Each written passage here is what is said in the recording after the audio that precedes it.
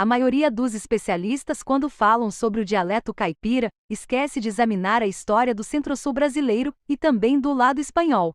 A chance desse dialeto ter sofrido influência do espanhol, e depois no siciliano, é gigantesca.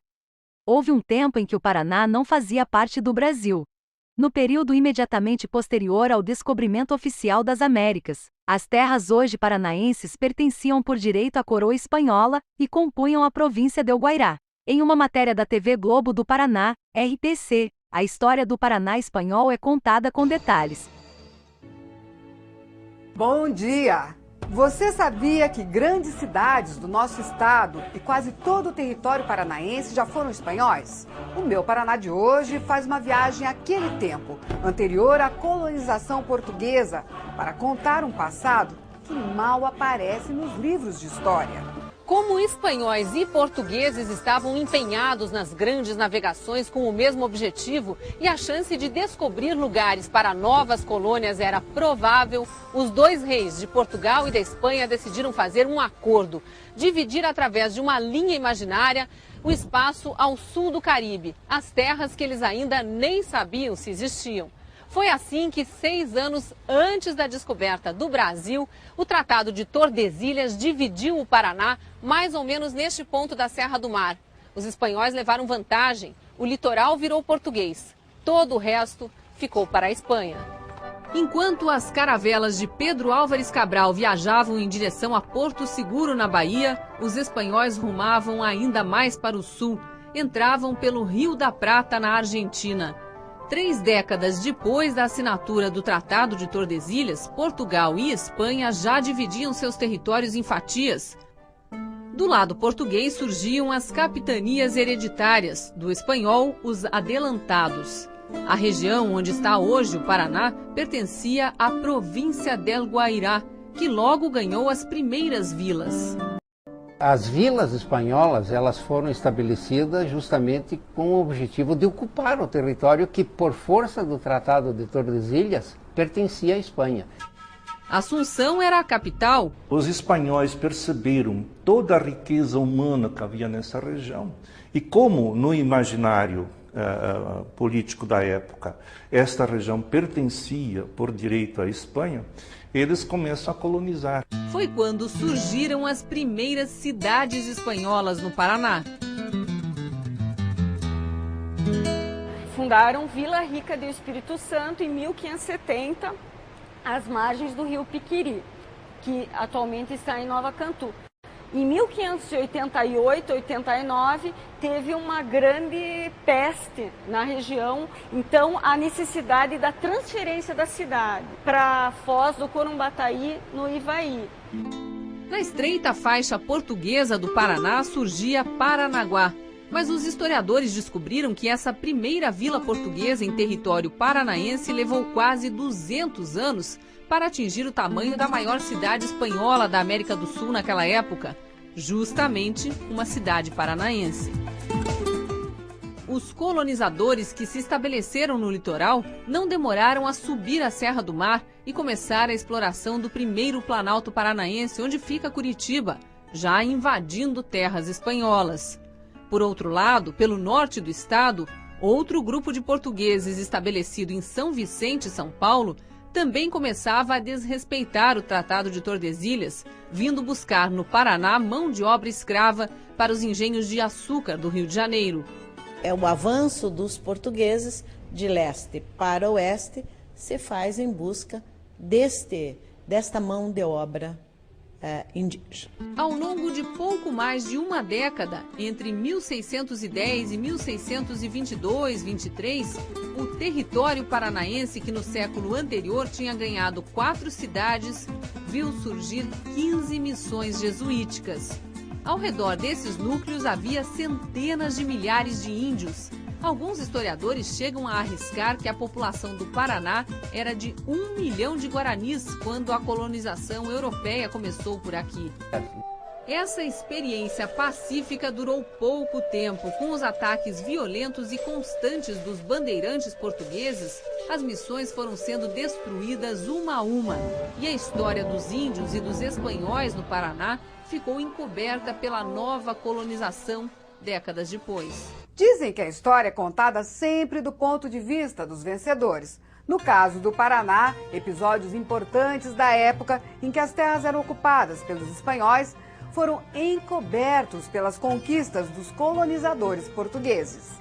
Um detalhe da reportagem que chama a atenção é a união dos espanhóis com os bandeirantes. Também é preciso salientar que entre os bandeirantes já tinham outros espanhóis, como é citado no livro de Carvalho Franco, Bandeiras e Bandeirantes de São Paulo, escrito em 1940. Segundo Carvalho Franco, a maioria dos bandeirantes eram descendentes de primeira e segunda geração de portugueses em São Paulo, sendo os capitães das bandeiras de origens europeias variadas, havendo não só descendentes de portugueses, mas também de galegos, castelhanos e cristãos novos, além de alguns casos de parentescos genoveses, bascos, sarracenos, napolitanos e toscanos, entre outros. Os espanhóis e os índios que conseguiram escapar da fúria dos invasores portugueses fundaram outra Vila Rica no Paraguai, que existe até hoje. Uma segunda parte da população aliou-se aos bandeirantes e rumou para o norte, ajudando a fundar cidades do interior de São Paulo, como Sorocaba e Santana do Parnaíba. Em 1654, o capitão Baltazar Fernandes mudou-se para a região com a família e escravaria e fundou um povoado, ao qual deu o nome de Sorocaba, que na linguagem tupi-guarani significa terra rasgada. Capitão Baltazar Fernandes foi fundador sefardita e dos primeiros povoadores de Sorocaba, assim como seu filho, Manuel Fernandes de Abreu, o Caiacanga, seus genros castelhanos André de Zúñiga e Bartolomeu de Zúñiga e Contreras, mais Dom Diogo do Rego e Mendonça, Dom Gabriel Ponce de León.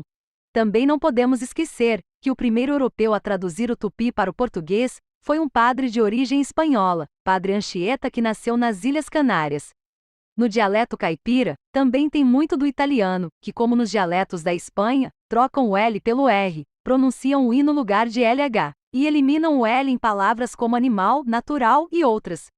Os ítalo-brasileiros são descendentes da enorme massa de imigrantes italianos que chegaram ao Brasil entre 1870 e 1960. A diáspora italiana é considerada o maior movimento migratório não forçado da história. Em Piracicaba, interior paulista, a maioria da população tem ascendência europeia e constitui em porcentagem a maior cidade com ítalos brasileiros do país. Io è chi dorimpaliemmo, la Sicilia occidentale, che è assai diversa, che sarà importante. Ma è l'un se ciavaglia. È una putia. È come un miccato. Un miccato fa assai putie. To accatti a cainne. Buonasera, sono Alberto e sono un bancario. Benissimo, questo dunque è il nostro gruppo. Alberto. Prego. Sì, si dice che la televisione abbia unificato linguisticamente l'Italia, anche se per anni alcune parlate locali hanno fatto da padrone in TV. Basta pensare al napoletano e al romanesco. Mi sembra di ravvisare in questo una certa discriminazione. E se sì, perché alcune sono state maggiormente representate e altre meno? Hola, bienvenidos a clases de cómo hablar euskera sin tener ni puñetera idea de hablar euskera. Dentro vídeo. Primera lección. Para hablar euskera lo primero que tienes que hacer es coger una palabra aleatoria, la que sea, por ejemplo, palmera. Cogemos la palabra palmera y lo que hay que hacer es basquizarla, ¿no? 5 consejos para parecer un asturiano. Y recuerda que yo soy Jorge Caneja y bienvenidos a mi canal. Unido a este, que bueno, podría ser un segundo consejo tipo B, es recupere su color y su cuerpo. La sidra no sabe igual. Vale ressaltar que os dialetos estão desaparecendo, tanto na Itália como na Espanha. No passado, os dialetos tinham mais força, por não haver informação e conhecimento sobre a linguagem neutra. A respeito do R retroflexo, alguns linguistas defendem que a forma caipira de dizer o R veio da influência do tupi no português. A língua dos índios tupinambá teria sido a influência mais óbvia, pois muitos bandeirantes falavam a língua geral, uma mistura de português e tupi. A hipótese, porém, é descartada por Almeida. Abre aspas, não há registro no tupi dessa pronúncia. Ela só existiu em uma outra língua indígena, pouco conhecida, o macro-G. Fecha aspas. Manuel Mourivaldo Almeida, um dos coordenadores do projeto Caipira, espécie de força-tarefa da Faculdade de Filosofia, Letras e Ciências Humanas da Universidade de São Paulo, FFLCH-USP. Afirmar que o R caipira surgiu devido a uma deficiência do falante da língua tupi em pronunciar a letra. Não passa de um tipo de preconceito com o povo indígena, pois o povo tupi vivia em toda a costa do Brasil e não no interior de São Paulo.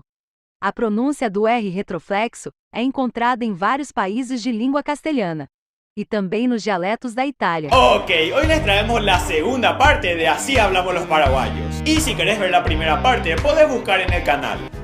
Saber cuando alguien te va a necesitar y al final se va a devolver y va a buscarte y te va a pedir un favor o va a necesitar ayuda de ti. Ok, esta es otra. Palmera, cogemos la palabra palmera y lo que hay que hacer es, si podrás hablar euskera, él no va a saber qué has dicho, pero le va a sonar euskera. Le va a sonar tan euskera cerrado, y ya está, así quedaría nuestra primera clase de cómo hablar euskera sin tener ni puñetera idea de hablar euskera. ¿Me deja mirar su Instagram? ¿Sí? Ya, a ver, por favor, póngamelo porque no sé dónde está. Tiene muchas aplicaciones este chico. Chéverísimo. Bueno, vamos a ir directo a los mensajes. Bueno, vamos a ver aquí, no hay nada. Pura conversación con chico este hombre. A ver, vamos a ver quién es qué. Año. Terminar la preparatoria, hacer mucho ejercicio y poder entrar a la universidad que yo quiero. Jorge Insunza, Daniel Félix. Me he decidido hacer el siguiente. 5 consejos para parecer un asturiano. Y recuerda que yo soy Jorge Caneja y bienvenidos a mi canal. Que bueno, podría ser un segundo y que recupere su color y su cuerpo. La sidra no sabe igual. Empezando por la biografía que me han hecho, la mejor biografía que me han hecho en la vida. Con el vídeo, los regalos, de verdad, son preciosos. Estoy encantado, de verdad, se han vestido. La verdad es que es la primera vez que lo veo. Y son unos trajes que de verdad, increíbles, son súper bonitos. Eu quero uno, eu ia pedir uno a minha abuela. Abuela! Vocês conseguiram perceber que todos eles falam meio torto? É, todos eles falam meio torto.